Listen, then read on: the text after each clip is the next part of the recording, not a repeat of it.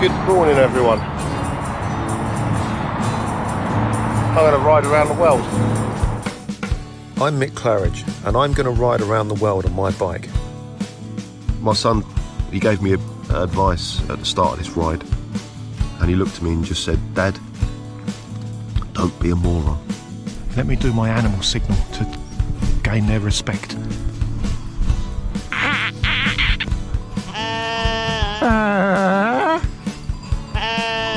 How's it going, Sally? Yeah, I'm alright, Mick. How's it going? Worse than that bit in Lord of the Rings where they got into the top and the spiders in the tunnel. I'm just hoping there's a spider at the top of this one to kill me. Freezing. And I failed. I moroned up the ride.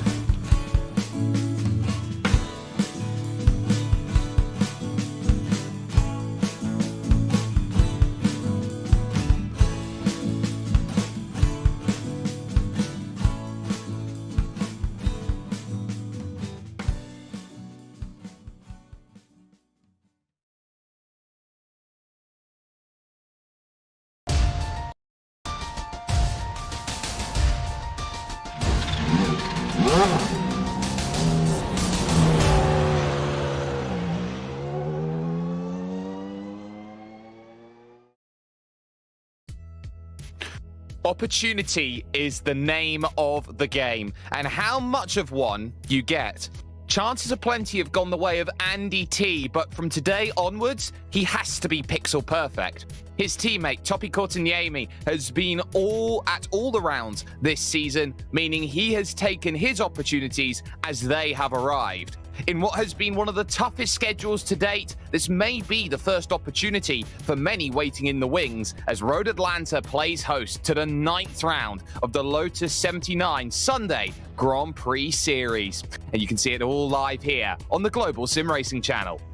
Good morning, good afternoon, and evening, racing fans around the world. I'm Jake Sperry, and with me in the booth is Michael de Turk today. Behind the scenes is our director, Zach Johnson, and he's using the cameras provided by Dougie Beard. But Brazelton, Georgia, a class track home to some great endurance action. Let's understand the pitfalls around this place with our GSRC track guide.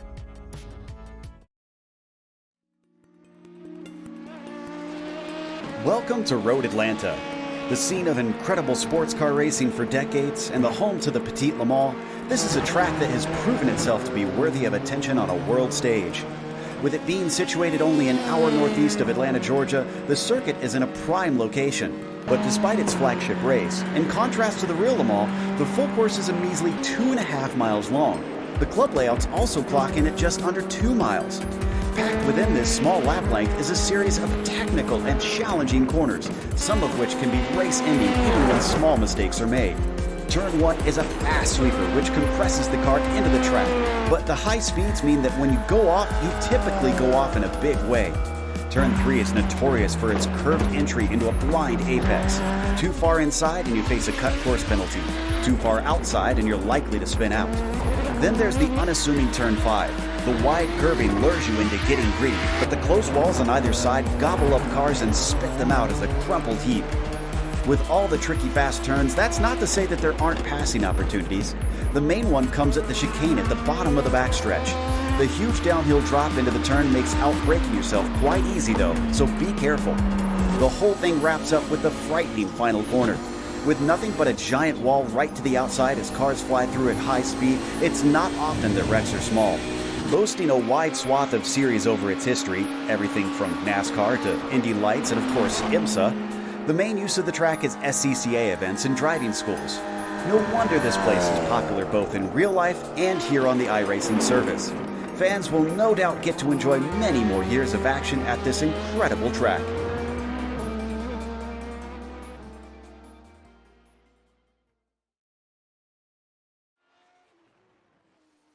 So this is what makes a track like this one so revered and so difficult sometimes to drive, but it is one of the easier tracks on the schedule, and it has been a difficult schedule, but with this track, Michael, you look around it, it's a very difficult track to really set up for. What are drivers looking at today in terms of key places to attack around this Road Atlanta track? Yeah, Jake, it's been a very difficult schedule. What we're going to see is drivers really trying to maximize turns 1 and 3. You come up the hill and you're blind going into 3, and you really have to pick where your apex is when you can't see it. And if you go a little bit wide, you're going to lose 0.3 of a second to the fast guys that are really jumping the curb well. But if you jump the curb too much, you're going to bottom the chassis out and end up in the wall. So that's going to be an important one, trying to maximize your speed up the hill, as well as the exit through turn 7. Everybody wants to close up on the brakes and try to be late on the brakes and get down to that guy in front of you as you turn into turn 7. But it's so easy to go too deep there. And you can end up with a situation where you just miss the apex, run a little bit wide, and then you've absolutely destroyed your chance for getting a draft down the back straight and being able to attack into 10A. Yeah, and 10A is the prime place today on this Road Atlanta track in terms of getting overtakes done and making passes happen. But passes are one thing, but it's the passes that create a season where we get our focus, and the championship standings as they look. Topi Courtaniemi with a commanding lead at the top, 366 points, has Alex Millward for company behind, 116 points back. But with 2 extra races in the back of the pocket, Andy T in 3rd position is the most likely challenger to Topi Courtaniemi at this point. And we do stress it has to be perfect from here on in for T to have a chance. Cherno Fritzsche is in 4th position right now, with Kartik Pai in 5th. Timothy Reed very close by in 6th. Anyone from 2nd to 6th position could take 2nd in the championship overall. Josep Meyer is in 7th position, with Pat Labrosse in 8th. Tamas Bartfai is in 9th position, and Javier Sanchez, Heike 360 ES on Twitch, he finds himself down in 10th position in the championship overall. Michael, you've been keeping a close eye on the team's championship, which looks rather close right now.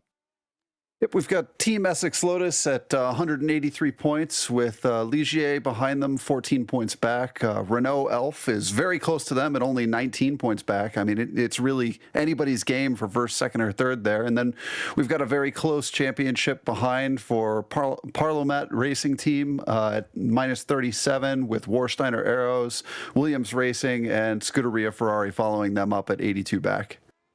82 points back only at this moment, so there is still a chance for them to claw up and gain a couple of places. But we do find ourselves in the thralls of qualifying at the moment, but this is an understanding of where they are. Round 9 of 12, 36 laps worth of racing here today. They are not expected to take a pit stop over the course of their racing action. It's a completely open setup, so you might need your mind to work a little bit in terms of pushing forward and finding the best car around the best track, and you don't get a spare. It is very easy to run into troubles, and this isn't a case of being a Herman Tilke-drome where you have a million miles of runoff. It's grass here. It is traditionally an American-style racetrack. They do have the traditional instant point limit, as is here in iRacing, 17 for a drive-through penalty, and that bumps and boosts up to 25, which finds itself at a disqualification around this track. So a lot of work to keep in mind for these drivers, the same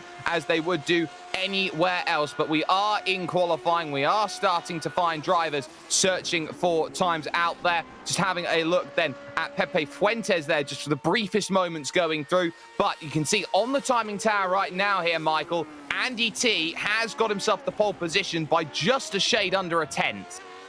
Yeah, I think it's going to be really interesting to see Andy and Topi kind of trade back and forth here. Have they both gone for a really low downforce setup, or does one of them maybe have a few miles an hour less, a little bit more wing?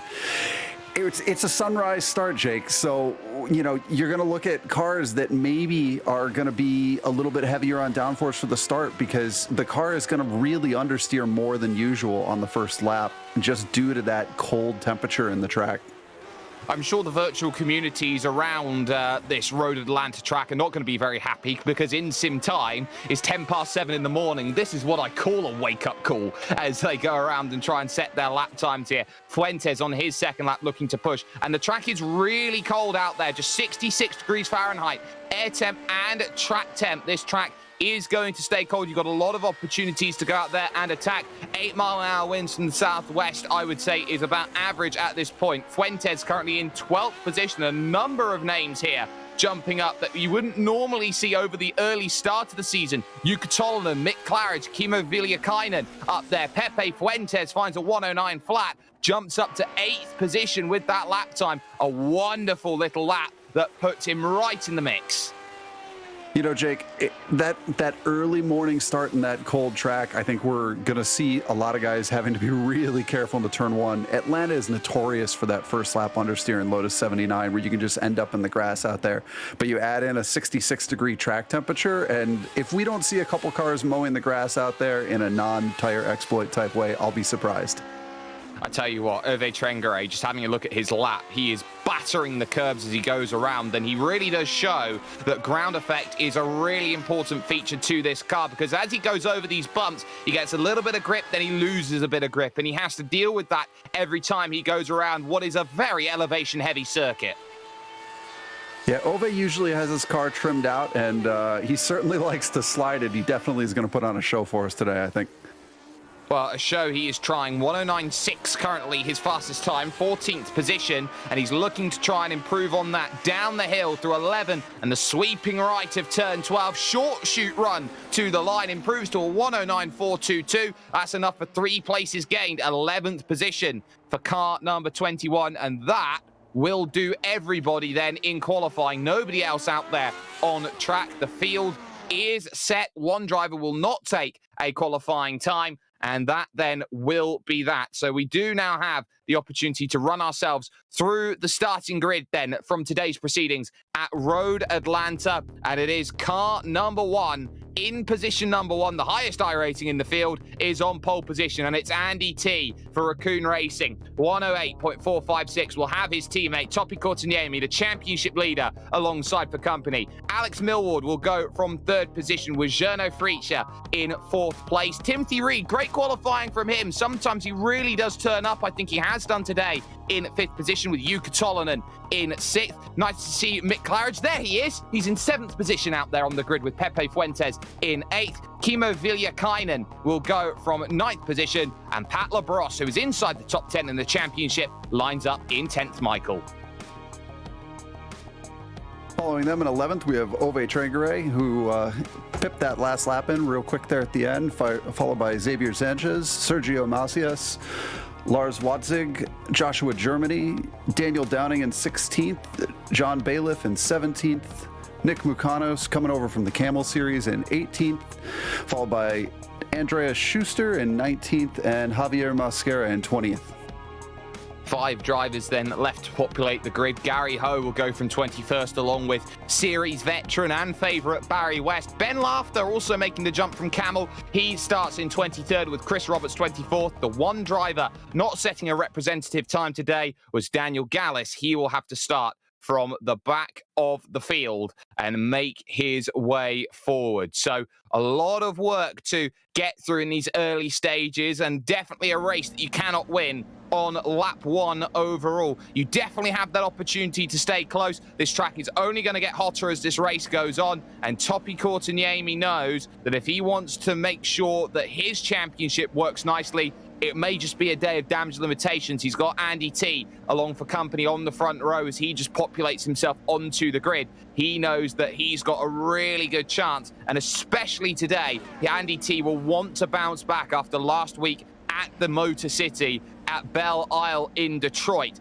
That was not the result that Andy T wanted. He really wants to do well there. Just the last 13 seconds before everyone goes, and I believe everybody is up on the grid. So the engine notes will now start to rise, and once the green flag drops, which it does now, we get ourselves underway. A good start from all drivers then inside the top 3 as they all jostle for positions into the medium fast right-hander of turn number 1. Right up to the rear goes Alex Millward, trying to find a way through. One spinner in the middle. That's Joshua Germany, I believe it is, in a world of hurt as he is dumped necessarily to the outside. Sorry, that's Jukka Tolonen who's gone around. So Tolonen in trouble then on the opening lap. And as they run on through, now through this S's section, up towards the notoriously difficult turn 5, this is where single file is needed. A little bit of too wide in the middle as Mosquera and Vatsig decide they want to fight.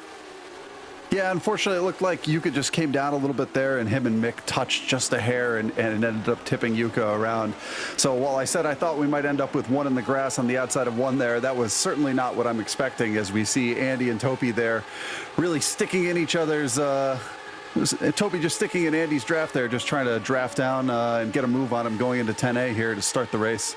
Well, he's going to try it around the outside. Why not try and make the move? Andy T on the inside. Make sure that he holds that position, gets a mega drive off the exit. It's going to open up Alex Millward here. He's looking left, looking right. He's swarming all over the rear like a hive of angry wasps trying to find this move. He'll look to the inside at turn number 1. Millward can't quite find it. He gets a little bit out of shape trying to go through. One driver diving into the pits then already on the opening lap. That's going to be dramas there for them, and it looks like that's John Bailiff, who looks like he's going to get escorted out of a very strong result here today.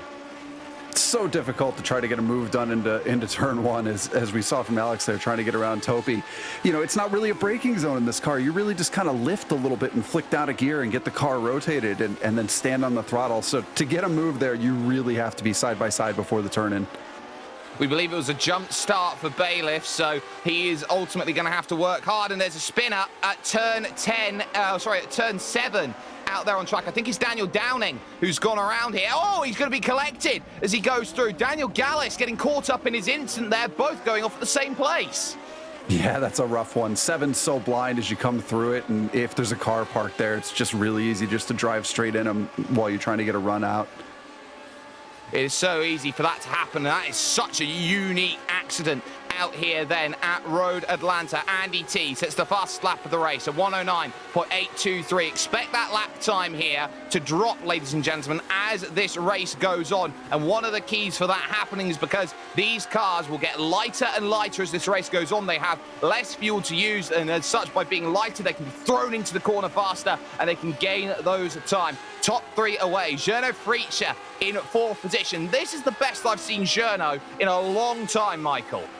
Yeah, he had a really good qualifying, and he's looked strong here in the race that I saw him run earlier today.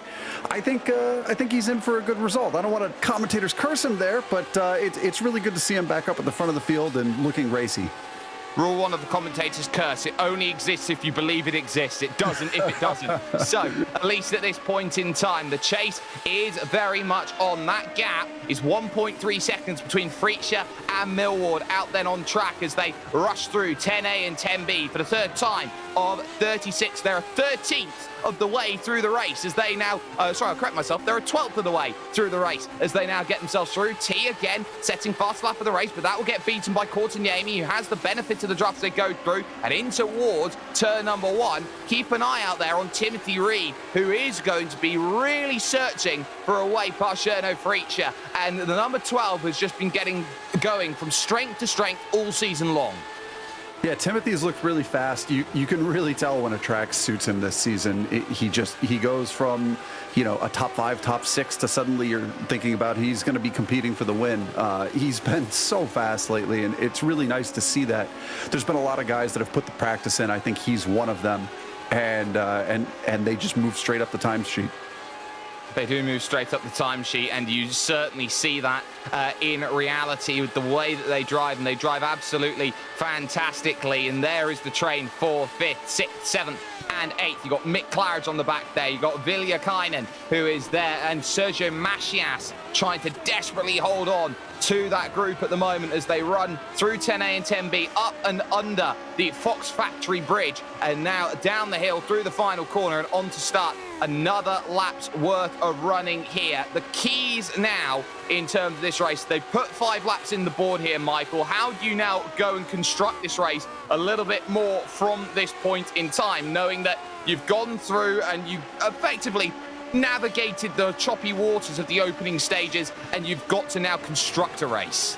It's an interesting one when it comes to Road Atlanta at sunrise. As we talked about with the track temperature, you're going to end up with the track heating up. And this is one of those rare cases where it actually will help the way the car is going to feel. As the car is going to get a little bit looser as the fuel burns off, but the track temperature is actually going to get a little bit more ideal for the car. So right now it's about mistake limitation. In the case of, like, if we look back at Jukka Tolvanen, he's got to make some moves and take some risks to try to get up the order. But at the same time, you really need to wait for the guys in front of you to miss that apex on turn 3 or miss that apex on turn 7 so that you have that easier chance to attack. If you can do that and stay in the draft and leapfrog your way up the order, you still have a chance at a good result. And he's just managed that, making the pass on Lars Votzig, who has to look behind because Barry West is trying to figure out the way through. It's a fantastic train of cars being spearheaded right now by Nicholas Mukanos in 14th position. Andreas Schuster in there. Javier Mosquera's next up for Jukka Tolvanen. Ben Laughter on the back of this train in 20th position. It's a 7-car train, and this is where the middle of the pack becomes so very, very vital. Daniel Downing just coming out of the pits there as they went through. And this is where the middle of the pack becomes key, because it's all about the least amount of mistakes. Just slightly running wide goes Andreas Schuster, and that opens the door up for Mosquera to really start thinking about attacking this lap. Ooh, and a big slide there. Wow, that is about as close as you can get here, Michael, to losing the car at turn 5. Yeah, Mosquera just had that moment going through 5, and Jukka thankfully missed him. And unfortunately, it looks like Mosquera is going to lose 2, maybe 3 places from that, but a fantastic save nonetheless. Tolvanen went through, Votzig went through, West went through, Mosquera now back down into 19th position after that small moment out on track, which very nearly became an absolutely massive moment out on track. So they're keeping their focuses planted forwards. They run through 10A and 10B. I do want to keep an eye out, though, on 3rd position right now, and Alex Millward. He has lost contact with the leaders, Andy T and Topi Korteniemi. He's now looking behind him because Gernot Fritzsche is within 1 second, the Austrian, chasing down the Brit. Oh, no, there goes Gernot! Oh, no. And just like that, a 360 at turn 5. There is such a massive curve on the exit of turn 5. It catches everybody out in sim racing. Yeah, you know, Jake, that turn 5 curve in some cars, you know, like at the LMP2, you can really run over it on throttle and be okay, but absolutely not in the Lotus 79. You get just a little bit wide there and the chassis will bottom out and it'll throw you to that inside wall. Thankfully, Gernot gets away without any damage, but that was close. It was close, and he's back down now into 10th position, chasing Pepe Fuentes and Pat Labrosse. Labrosse having a good race in the number 24 car, but now Fritzsche having to think about, okay, made one mistake. There's a certain adage in terms of how overtakes happen, Michael, and it comes from, of all places, Valentino Rossi. He loves to attack, or he loved to attack when he was racing at the earliest available opportunity after losing the position to get right back on the offensive mindset. And I think that's what Gernot's got to do with Fuentes. He gets a huge boatload of dirty air through the opening corner. Yeah, absolutely. He's got to be right back on it. Another person who kind of subscribed by that same attitude was Barry Sheen back in the day. And he always maintained that if somebody attacks you, you have to come straight back at them, because if you don't, you're just going to lose the position and fall back further. So I agree. Gernot's just got to get on it and get past Pat and keep going. On the brakes then here, it's a downhill braking zone into turn 6, up the hill then at turn 7, slightly off camber as you go through, and now attack. You've got 2 small kinks left and right. This is turn 8, and the club circuit will then realign with the racetrack, and you'll go through turn 9. This small sweeping right hand of the track dips down the hill, and this is where 10A, 10B becomes the key place to make a pass. Not close enough just yet, because Pepe Fuentes has a huge boon in front of him in terms of Pat Labrosse. It gives everything in terms of building that gap up as Korteniemi sets the fastest lap of the race, and he brings the race lead gap down inside 0.3 of a second. Yeah, you know, we don't really have any active aerodynamics in this car. You can adjust the anti-roll bars, but that's the only adjustment you can make. But it still feels a bit like you're sitting in a DRS train when you've got somebody like Pat pulling Pepe Fuentes along, and you're sitting back there 3 cars, 4 cars back trying to make the pass, and you just can't get the draft to work for you because there's too many cars in the train. And that can just be a nightmare as drivers try and figure out which way can they find a pass. Freacher looking at every different line, trying to figure out if there is an overtake out on circuit. Gets a nice clean run through. 2 cars as well on the back of this group. Hervé Trengere and Javier Sanchez is there in the number 7. So they've all got opportunities. And look at how they snake, trying to follow that draft. Freacher, as close as he's been over the last couple of laps to try and make this pass, thought about the move to the inside, but he was never truly alongside, so ultimately had to back out of an opportunity to pass. Yeah, he's always got such a cool head, but once you've lost 6 from that spin, I really think he's getting slowed down quite a bit here and really needed to send that and force Pepe a little bit wide into 10A, hopefully open up the corner a little bit.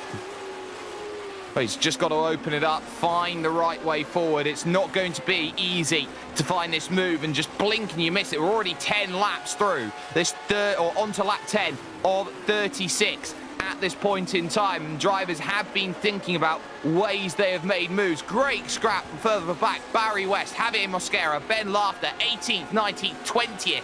At this point in time, they've lost contact with the group in front, but Barry West, who is a fan favourite of many a Global SimRacing Channel viewer out there, who's been in this series for a very long time, he's looking behind him, and these are some very good drivers that he's racing against right now.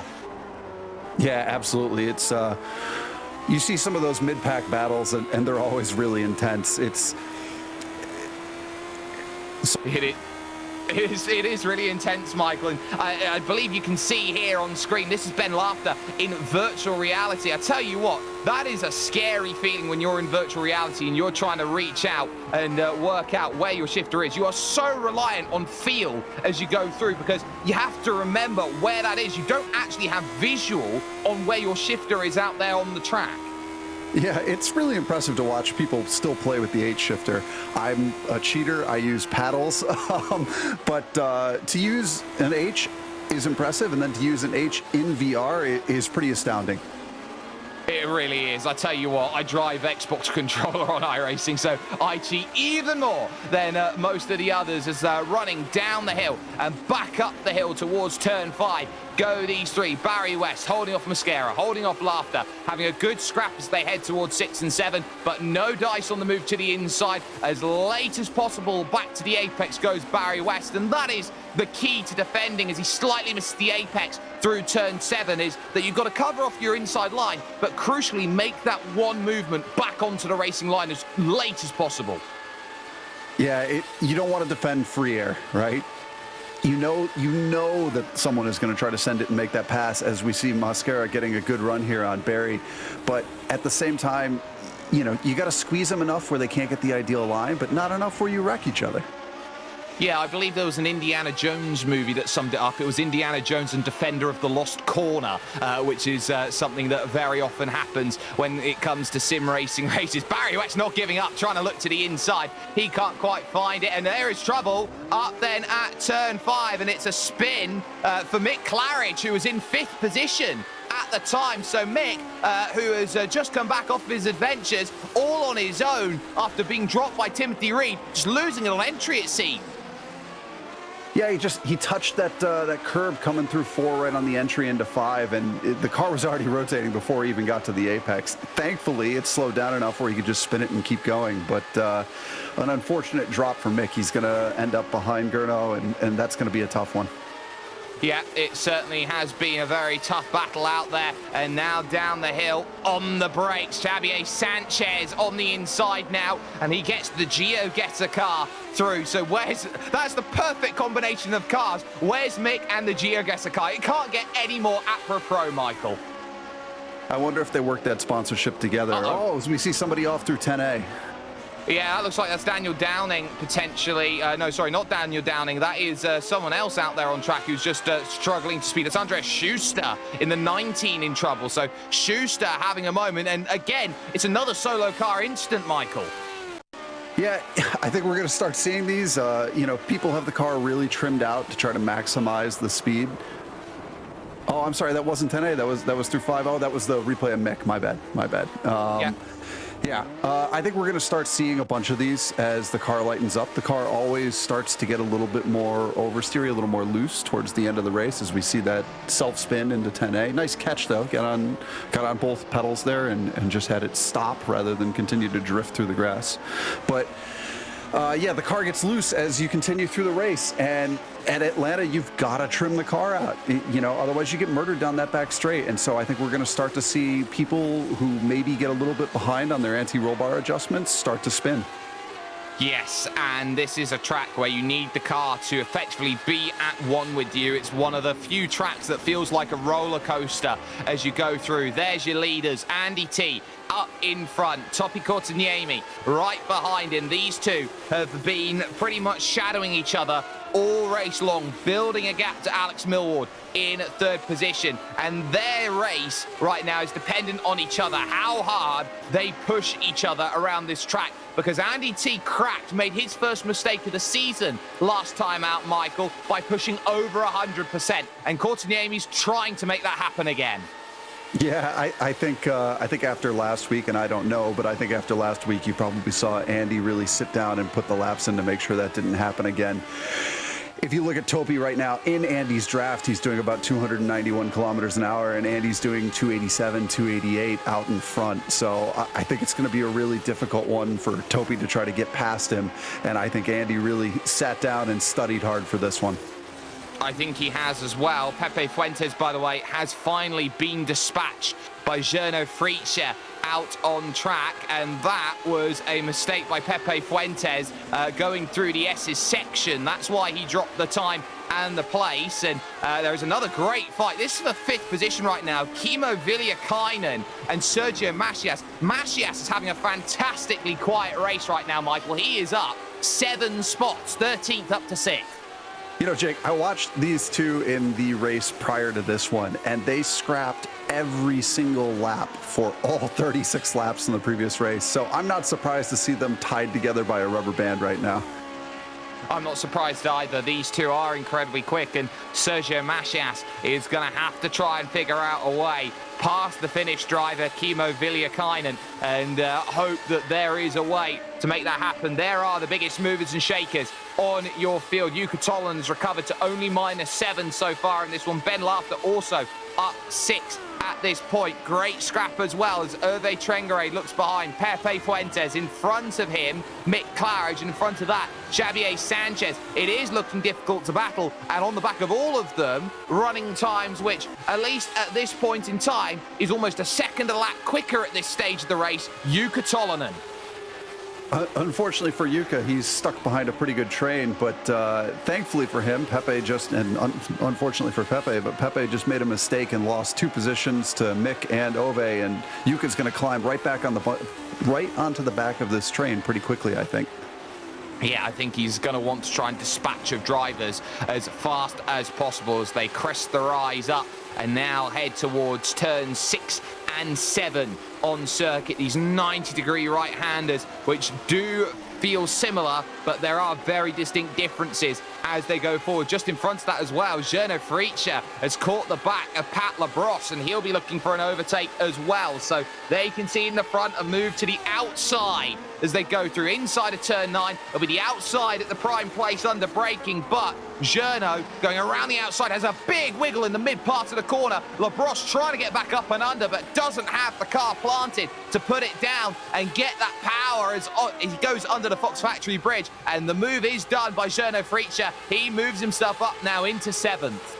Yeah, that was really nicely done. Pat had a really nice attempt there at the over-under, but Gernot just parked it a little bit on the apex and made Pat get out of the throttle as we see Pat just kind of miss the turn 3 entry there a little bit and grab a couple cones. They do tend to fly around this circuit, these orange cones, which are deterrents from running too wide or using parts of the track that you shouldn't do out there overall. But Fritzsche already running away. Labrosse falling backwards into the clutches of Sanchez and Claridge and Trengaré and Fuentes as well, and Tolonen both there trying to deal with their battles as well. On the power now, along this long straight, this back straight, which weaves about, and it becomes a case of where can you find that extra bit of advantage? Everyone's searching here, there, and everywhere. Kohtaniemi sets the first lap of the race, and just in the background, Jukka Tolonen making the pass then down the inside. He gets past Pepe Fuentes without too much drama. Yeah, he left him quite a bit of room there. I think that was pretty generous. But Jukka always has a rocket strapped to his Lotus 79 when it comes to the low downforce tracks. He loves to run the low wing, so it's disappointing to see him having fallen so far down the order from that turn one, lap one incident. But I think he's going to make, as we said, pretty quick work getting back up here. I think he's going to try his absolute darnest to get himself up there and find the places that he knows that he is capable of. He has race-winning qualities and characteristics, does Jukka Tolonen. Mark my words about it. The only issue he's got right now is that he had that spin off the start, and this has been a magical recovery drive to get back up and think about the top 10 in this one. And we're only at the halfway stage of this race. Just the 2 retirements so far overall. Daniel Downing and Daniel Gallis. Today is a bad day, Michael, if your name is Daniel and you're racing at Road Atlanta. Yes, thankfully, unlike the other Daniel, they're not in the realm of losing their seat. You can always show up to a Lotus 79 race and race with us. Doesn't matter what your iRating is, there's somebody there to play with. Oh, he's only going to lose his seat if you pay 21 million to him. So, you know, there's the difference maker in terms of that, Daniel. But at least for the moment, Pat Labrosse in 8th position, holding back Xavier Sanchez. Heike 360 ES out there on track. Look a little bit further behind as this is Lars Votzig on circuit, who is down in 14th position at this point in time. He's just had a moment trying to make a pass on Nicholas Mukanos, but he's just gone straight on at 10A and 10B. Well, I didn't see it exactly, but, you know, there's something to be said about going straight on. A lot of drivers really get on the brakes, start to lock it up. And as you lose the car, you still try to turn in and make the corner. And that's absolutely not the way you want to go. That's how you end up in a big accident. And there's something to be said for releasing the brakes and just driving it straight on and taking the off track and maybe a little bit of wing damage, but living to fight another day. Yeah, you can certainly fight another day and give yourself an opportunity to recover. The easiest place to make mistakes is early on. Later on in the race, it becomes a lot more difficult out there as the scrap continues. Look at the train now behind Pat Labrosse at this stage. Sanchez, Claridge, Trengere, Tolonen, they're all there. They all want to try and get through. And Pat Labrosse has been driving a very, I would say, calculated race. Hasn't been too aggressive on his defense. He just has been putting the car in all the right places, and that's why he's up 2 spots so far in this race. Yeah, Pat's another one who I would say has definitely put the practice in lately. He's been increasingly quick throughout the season, and to have, you know, some big names behind him, Xavier, Mick, Ove, and Jukka, has got to feel pretty good for him. It definitely is going to be looking pretty good out there, and he'll be certainly searching for everything he can get his hands on and a little bit more out there as they go out of turn 7 and take that run once again. I have been keeping my eye out at the front of the field, and I think deadlock might just have started to be broken. Andy T with a 109.003 is turning the screw against Kohtaniemi. For the first time, that gap goes over a second, but here comes Mick Claridge with a thought, but it's just that, a thought. He couldn't get into position to make the pass. Yeah, he was close. He had a nice run out of 7 there, but it's that same thing we talked about before where you're just stuck in a draft train, and it makes it really, really difficult to get that little bit of a run you need to get into 10A first. Yeah, you have to get there first. That's the key along that long straight. You get a run out of 7. It sets 8, 9, and 10A, 10B up, and it works well. Look how aggressive they go on that curb up the hill at turn 3. It really is a difference maker out there on this track. You've got to make sure that you're using all of the road. There goes Pat Labrosse. He's in trouble. He's in the wall.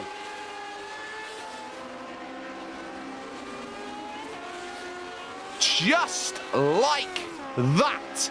That's how quickly it can go wrong. Claridge at the same time moves past Xavier Sanchez and gets 2 places in the space. And look at that rear wing. It is absolutely crumpled.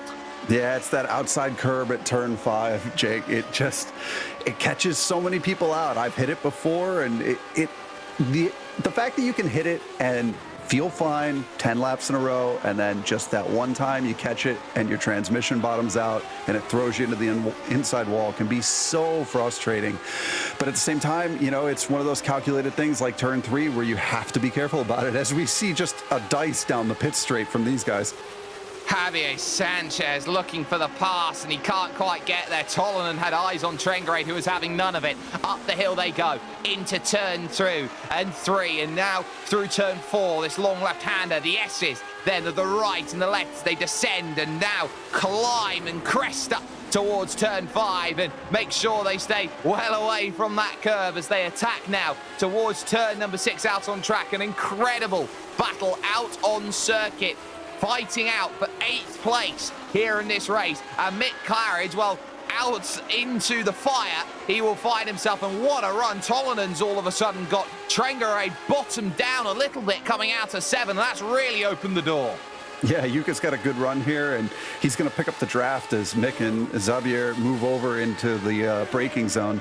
I think it's going to help him secure this position, yeah, as he gets past Ove. I tell you what, Mick's not giving up as well, so Tolonen moves up, but Sanchez trying to get the run off the exit under the Fox Factory Bridge and down the hill, can't quite find the angle. It's going to have to sit back into line and wait, and now here comes the chance into the inside, and Trengrade will come back as well. This is fantastic stuff, 2 wide, 2 deep into turn 1, and there goes the move through. Javier Sanchez with a blockbuster pass, and that is why he's there, as someone has gone off then, I believe, in front of them. So a lot of smoke there. Didn't quite catch who it was, but as they descend down the hill, a lot of work still to get through at this point in time. Yeah, it's one of those instances where they talk about the best defense is offense. You know, you had Yuka coming on a run behind them, and Xavier just moved over, put the move on Mick, and blocked Yuka's move all at the same time. Yeah, the car that made the smoke was Sergio Macias, who had a little bit of a moment, so that just opened everything back up. Andy T, another fastest lap of 108.8, and Mick Claridge lets through Yuka Tolonen because he believes Yuka is a lot quicker than him, and this is clever because he's going to try now here, Michael, to use Yuka Tolonen as a pick to get past the GeoGuessr car. Yeah, he's going to try to do the reverse of what we saw on the last lap and just use it to go through. I think it's a great strategy. It'll be interesting to see if they go side by side here and if that works out where Mick has a bigger draft from 2 cars punching a hole in the air in front of him. Well, you look at the helmet there of Yuka Tolonen, it said Angry Birds, and he would be one very angry bird at this point in time because he is trying to get through. It looks like Sergio Macias has just dropped the position to Geno Friche, and he's done it in exactly the same place, 2 laps running, a half slide, costing him the place. Yeah, that's unfortunate. As we talked about, as the fuel burns off, and it burns off at such a dramatic rate in this car, the rear end does lift up a little bit, and it gets a little slidey. And there is troubles on the front stretch for Andreas Schuster. He's going to have to pull that car over, gets it to the inside, and he's going to have to take the toe. That is a heavy hit through the final corner, and he just didn't turn quick enough, and that's why he just got 2 tires in the grass. Here comes Tolonen. This is what we were talking about. Can he make the move on Sanchez? Oh, you bet he can. But Mick Claridge getting a little bit out of shape there, coming out then of turn 10A. So that really didn't open it up the way that he would have necessarily wanted to as he went through, and now he's looking behind him at Hervé Trengrade, and I'm just taking a little look at Mick Claridge. The front left of his front wing is starting to curl up a little bit, so he's got a bit of damage. Yeah, it's pretty easy to start to pick that up on turn 3 if you miss it a couple of times. And I think a couple of these cars just have the slightest little bit of curl to it. They're going to start losing a little bit of front downforce, and it's going to be a little bit slower in a straight line. Oh, Tolenen's off. Tolenen's off and out. He was struggling with technical issues out there, and basically it was the sort of thing where he didn't quite know what was going on, and his race is over. What a shame. Yeah, he comes up through turn 1 and just blinks into non-existence for me, and I think he just lost internet connection and crashed because of it. That's really unfortunate. He was on a nice recovery drive. He was up at turn 5 though, where the issue is, and now here comes another look from Mick Claridge. Can't get it done once. We'll try and get it done off of the exit here, lap 25 of 36. They'll go on to lap 26 of 36, which will leave 11 laps to go. in their race. Lead gap 1.4 seconds. Here comes Claridge, having to go the long way around. Heike 360 ES on Twitch, and he can't quite get by one of the most globally recognizable sim racers in the Spanish-speaking world. Met Mick with that weave to stay behind him, and he just barely touched the grass, and I was terrified for the briefest of moments for him. Well, that terror is going to have to be continuing right now because he wants to be a menace here to Javier Sanchez. Find that way through, find that one important pass, and he can't still quite find the angle that opens it up. He is trying every which way to make this pass, and this long straight, the difference between them, 1 car length in the middle, and that does close up. Sanchez 265. Mick Claridge's got about 7 kilometers an hour difference. He's going to move to the outside. He might have this done under braking. It depends how aggressive you want to be. The last of the late breakers is Mick Claridge, and he gets the pass done, but Javier Sanchez knows how to attack off of these exits. Yeah, he's back in that situation where he's looking in front of him and in his mirrors, though. He's got to attack to defend because Ove is right there. Oh, man, right there behind him.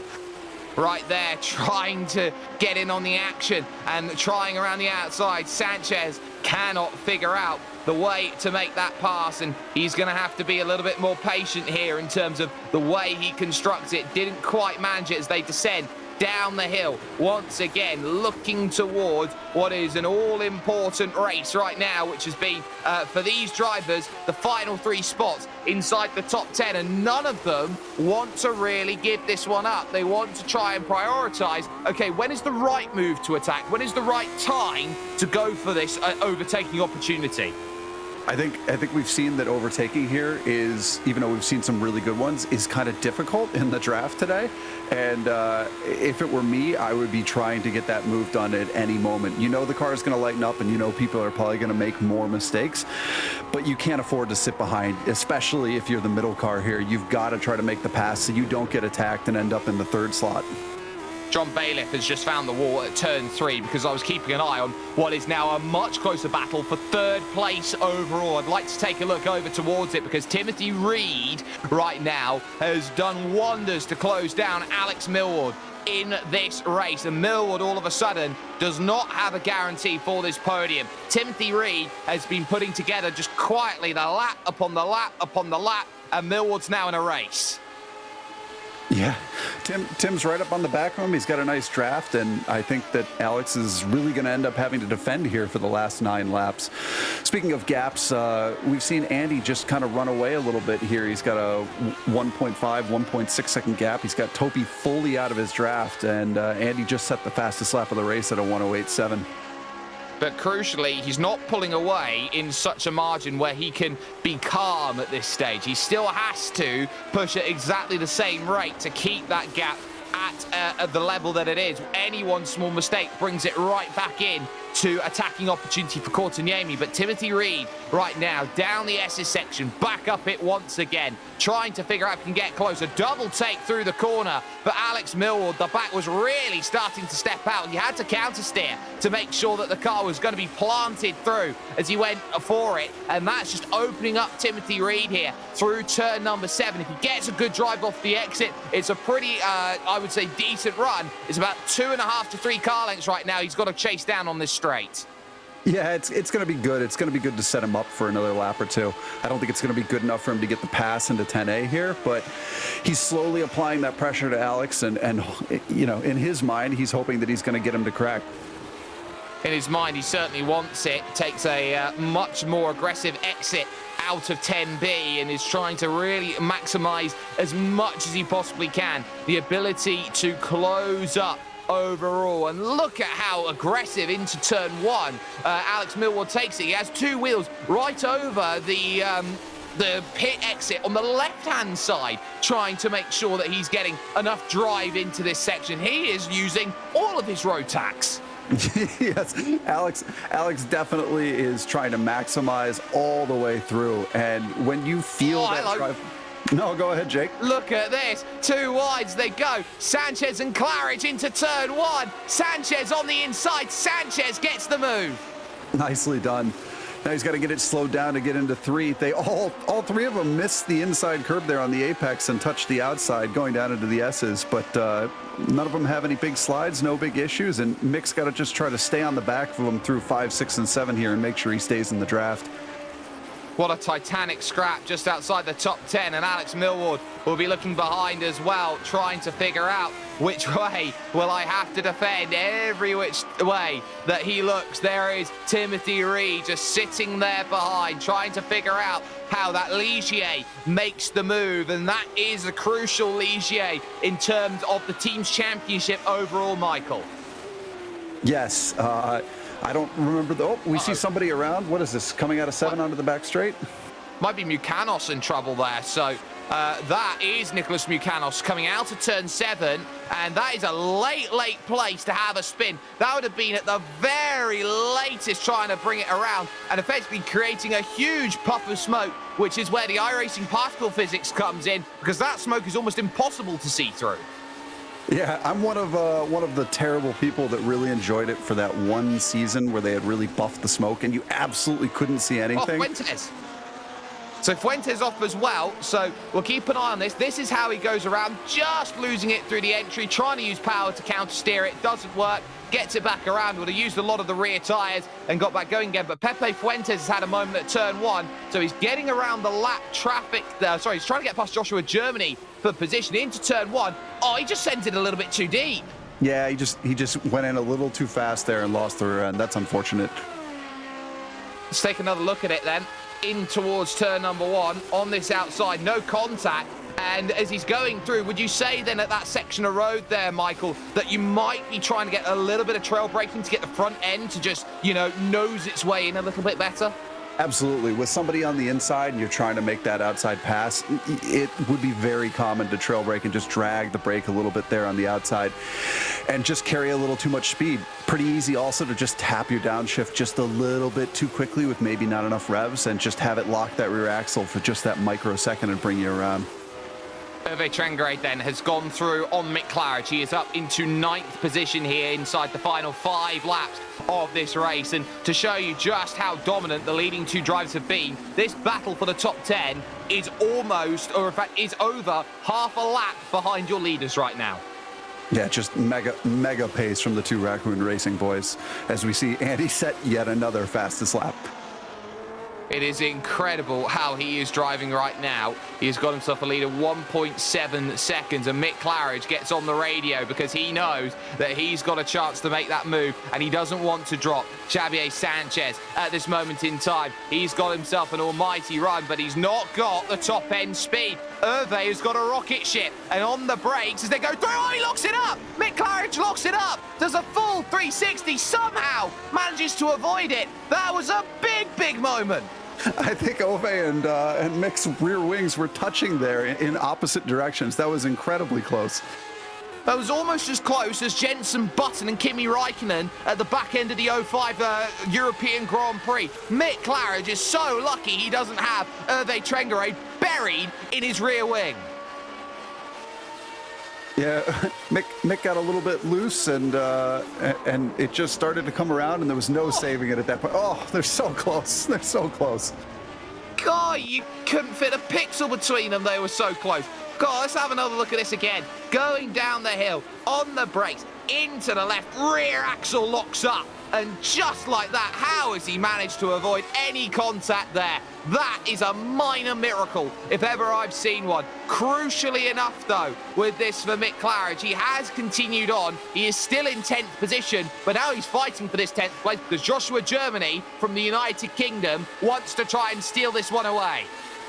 You know, to have a spin at turn 5 and have a spin with a competitor that close into 10A and not take damage from either, that is a neat trick. And Joshua Germany goes through, jumps up into 10th place. Mick Claridge not wanting to give this one up and it's going to stay close. Mick's going to try this one into turn one. He's going to look to the outside to try and make this move, and he is going to go for it around the outside, and Germany, there's contact. Both of them get caught out. Claridge backwards for the third time in this race. Germany is going to scamper on forward. Lars Vodsig is going to move up forward, and now Germany's going to spin, and Vodsig gets collected on top of it. So a big accident then, and all of these drivers, no one wants 10th place in this one. That's a shame for Mick. He, despite the couple of mistakes, he was having quite a good race there. And I didn't see exactly who was at fault there. Certainly a racing incident, but to get turned around like that's tough. Now the next question is who's 10th at the moment? It's Lars Vodsig who's got that by a fair margin. Claridge in 11th, Germany is 12th, Fuentes 13th, and Mucanos now in 14th position. We are heading up now at 2 laps to go, which is now 1.5. The gap for the race leaders has come down. It's down to just 1.2 seconds at this point, as in the background someone goes around. Is that Labrosse? Yeah, Labrosse is having a horrible run now all of a sudden. So Labrosse with the damage, really struggling. He's just trying to limp the car home, and look at that rear wing. He's going to have to take a tow. Yeah, that car's bananaed, and I don't mean just because it's yellow. Fair point. Moving on. That is still a brilliant battle, but the final lap about to start for Andy T, and his lead gap right now is 1.5 seconds. He's done an amazing job to just keep Topi Courtiniemi at an arm's length, but he's got a lot of traffic in front, and it's 4 cars, and he's going to have to find them all at the wrong point in time. Through the SS sections, the last place you want it. Timothy Reed sets the fast lap of the race, and he is all over the back of Alex Millward. The fight for third is not over and done with either, ladies and gentlemen, as they go through. So Alex Millward will also be looking to try and defend. Reed needs a great run up the hill to get anywhere near close enough to get this race in his back pocket. There's someone else in trouble then through turn 1. That is not ideal for Kimmo Viljakainen, who was in 5th position. So a huge issue for him. Top 5 is going to change. But as far as the battle for third goes, Alex Millward is in trouble, but he's got draft in front from Joshua Germany. That might save him in terms of his race as he goes forward. Through 10A and 10B, though, will go Andy T. The move's still on then as they went through. But Andy T, he said he needed to be perfect. He is being perfect. That's a win here in round 9. Courtiniemi had nothing to argue for him. Millward is holding off. Look at that 360 for a celebration. Millward is going to hold off Timothy Reed in the fight for 4th position, and crucially for 5th, it will be Jerno Friche who is going to be there, as Viljakainen, who does have himself the black and orange, he doesn't have the black and orange mechanical flag, but he is crabbing heavily down the straight. He knows he is trying to desperately find a finish late on, and looks like Mick Claridge has also gone around. It's unfortunate, Kimmo's loss there it was because of a back marker that was broken and crabbing down the straight, and they just made contact into turn 1. You know that kind of incident isn't intentional, but it's kind of a heartbreaker when you're having a nice race like that. Here's the heartbreaker. So Machias 6th, Javier Sanchez in 7th.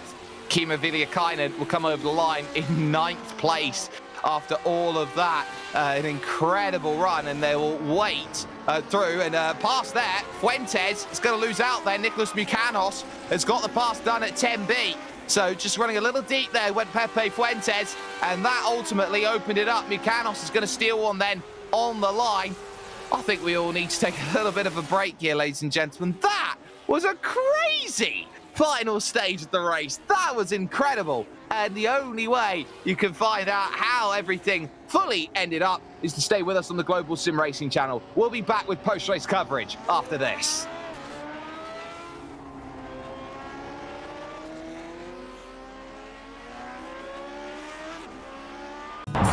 Good morning, everyone. I'm going to ride around the world. I'm Mick Claridge, and I'm going to ride around the world on my bike. My son, he gave me advice at the start of this ride, and he looked at me and just said, "Dad, don't be a moron." Let me do my animal signal to gain their respect.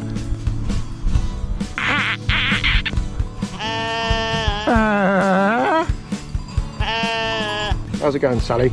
Yeah, I'm alright, Mick. How's it going? Worse than that bit in Lord of the Rings where they got into the top and the spiders in the tunnel. I'm just hoping there's a spider at the top of this one to kill me. Freezing. And I failed. I moroned up the ride.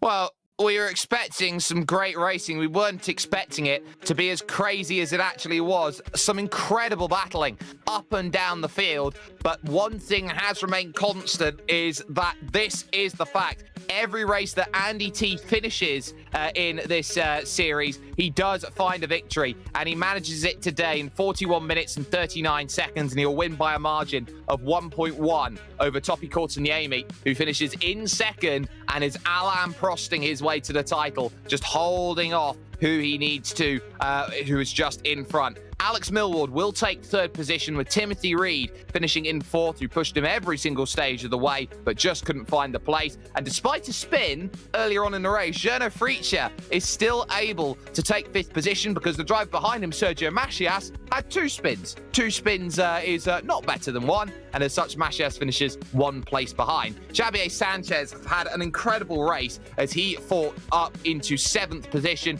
with Hervé Trengaret shadowing him in eighth. Kimmo Villiakainen, with damage on the final lap of the race, drops down from 5th to 9th in that stage of racing, with Lars Votzig rounding out the top 10 here, Michael. Yeah, Jake, in 11th we have Nick Mukanos, who had a fairly quiet race, but really climbed up the places and had a nice finish in 11th, followed by Pepe Fuentes in 12th. 13th is Javier Mascara, who had an action-filled race, as well as Mick Claridge, who certainly had no shortage in action, finishing in 14th. 15th is Joshua Germany, followed by 16th Chris Roberts. 17th is Barry West, followed by 18th of John Bailiff. 19th is Gary Ho. 20th is Ben Laughter. It is worth noting that Mick Claridge got a 30-second time penalty at the end of that race, which made no difference to his position because he went over the 17-point instant limit on the final lap of the race. So that's why he's been adjudicated an extra 30 seconds. Pat Labrosse, 3 laps down, retired just before the end, and these are all retirements. Jukka Tolonen, in dramatic fashion, had his race over. Same could be said for Andreas Schuster. Daniel Gallis got caught up on the opening few laps, as did Daniel Downing, his race coming to a premature end. But we do have some drivers here, ladies and gentlemen, who do want to have a bit of a conversation here with us. And we're going to start first and foremost with the race winner here today in Andy T joining us. Andy, that was being pushed all the way by Topi Courtaniemi. You never had a gap more than 2 seconds in this race. And in terms of how you had to construct this, how crucial was it to firstly, A, get in front, and B, just keep putting the right lap times down? It was mostly about not dying in turn 3 and turn 5, if I'm honest with you. Like, this car just hates those turns, and if you take them in the wrong way, a little bit of kangarooing and you're done. Like, it's awful. So, like, I could have pushed hard and maybe dropped him, but it's the risk of death. So I chose the safe option. The safe option certainly worked for you today, and especially in the latter stage of the race, how difficult is it to deal around a track where you can easily be held up? There are certain places around this circuit, like, for example, through the S's, which is single file, and you end up encountering a lapped car here and there that's trying to get out of the way of you. Yeah, it's about not being Alex Millward and just keeping calm and just leave a little bit of buffer because the cars in front are likely to make mistakes. I don't know if you caught it on the broadcast, but somebody lost it over turn 5 in front of me. And if I hadn't backed off that little bit, that's my race over. So you just have to be calm. And just on a note of that, there are people in this series pulling offline, like out of an exit of a corner. Please don't do that. Please don't do that. You're going to kill somebody. Thank you.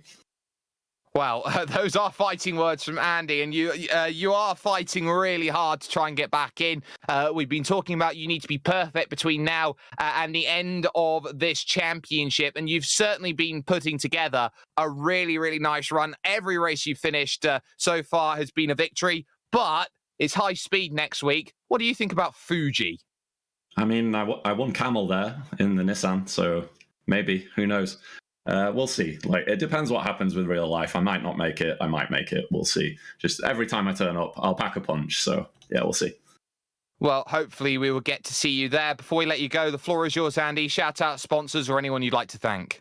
Hoops, usual, you're the absolute worst. The fam, thanks for watching. The extended fam as well, thank you so much. Thank you guys for the broadcast, and you as well, Jake. You've been fantastic since you've started commentating on our series, so thanks. I would say resumed, but absolutely wonderful work then from you as well, driving. Andy T there joining us, taking the victory overall today. And from one place to another, from first down to second, from one Raccoon Racing driver to another, Topi Courtiniemi's caught up with Michael de Turk. Topi, nice job. Congrats on second. You had a peek at Andy right at the start. How close did you feel you were to making the pass there? I think I locked my front a little bit, so I backed off because of that. And thanks, Michael. Yeah. What's that? The first rule of racing is don't wreck your teammate, right? Yeah, and don't crash on lap one. I haven't learned that one, but were you just hanging on, happy to finish second, knowing you have the points lead, or do you think you really had the pace to challenge Andy? Maybe if Andy made a mistake, but I tried to push a couple of times, and the car got a little twitchy, so I drew my race, and maybe if Andy made a mistake, I could have got another opportunity, but yeah. It's no use to go faster than you can go. Yep, you guys were both trading fastest laps, so it wasn't like you were short on pace. But next week we head to Fuji. It's a brand new track to the iRacing service. Have you driven it yet? In the 49 and in the GT3s, and it's a great track. So are you looking forward to driving it in the 79s? Do you think it'll provide an interesting and fun challenge there as well? Oh, yeah, definitely. Great. Well, thank you, and congrats again on second. Thanks, Michael. So there you have it then. Topi Courtiniemi finishing off in second position overall. And that is going to bring our proceedings to a close then here this afternoon, this morning, this evening, wherever you are around the world. A massive thanks has to go to the team here today who has been getting it all done, from Michael, from Zach, and of course from Dougie. All of their work's been fantastic. Make sure to check out, of course, our social media, a website, our merchandise store, and all the links for those are in the description below. You don't want to miss it. And to make sure that you don't miss all of what's going on, you can like, share, and subscribe on YouTube here, so you don't miss a moment here with GSRC. A massive thanks has to go as well to all of the companies that you just saw on your screen, and especially to June Lalonde. Her music has been fantastic. Make sure that you help out all of her stuff. Our next week race, you can see, was on your screen for the briefest moment. We head to Fuji Speedway without the chicane down at the lowest section of the track. That'll be a week from now, same time, same place, August 21st, 12:30 p.m. Eastern. And up next on the Global SimRacing Channel, it will be the iRock Challenge from the Nashville Fairgrounds that you can catch on the 18th of August as they go through. All of the other races are out there. Make sure you check them on your calendar. Andy T finds the victory today, but once more, just edging ever closer to that title is Topi Courtiniemi. He's doing everything he wants to and a bit more, and he is just managing this championship fantastically after the points haul he's built up. Until next time, ladies and gentlemen, race clean, race hard, and we will see you on the track.